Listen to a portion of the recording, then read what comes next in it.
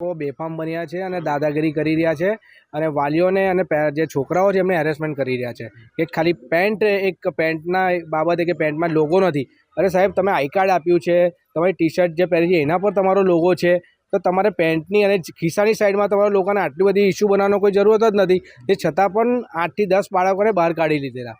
તો આ પેરેન્ટ્સ સામે આવ્યા અને ઓલ ગુજરાત વાલી મંડળનો સંપર્ક કર્યો ત્યારે આ વાતને આજે ઉજાગર કરી રહ્યા છે. આપણે મીડિયા માધ્યમથી અત્યારે પણ હું કહી રહ્યો છું અને આની જે રજૂઆત છે અમે શિક્ષણ મંત્રીને પણ કરવાના છે. અને બીજું કે જે બાળ આયોગ છે એના પર બી અમે એના પર અરજી આપીશું સ્કૂલના વિરુદ્ધમાં, કારણ કે નાના બાળકો પર શું અસર થઈ હશે કે તમે એને બહાર કાઢી મૂક્યા. ત્યારે એમના ક્લાસમાંથી કાઢી મૂક્યા 8 સ્ટુડન્ટને, અને એનું રીઝન ખાલી એટલું જ હતું કે એના યુનિફોર્મની જે પેન્ટ છે એની ઉપર એનો પોદાર સ્કૂલનો લોગો નહીં હતો.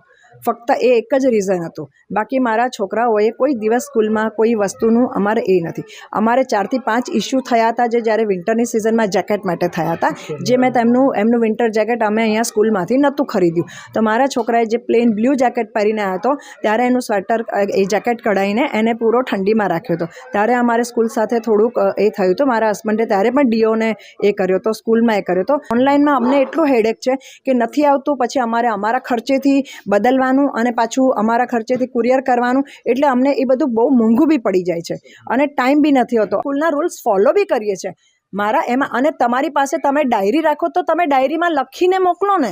તમે છોકરાને બહાર કેમ કાઢ્યો? તમે 8 છોકરાઓને બહાર કેમ? તમે ડાયરીનો ઉપયોગ ક્યાં કરો? અમારી તમામ માહિતીથી અપડેટ રહેવા માટે જોડાયેલા રહો S9 ન્યૂઝ સાથે.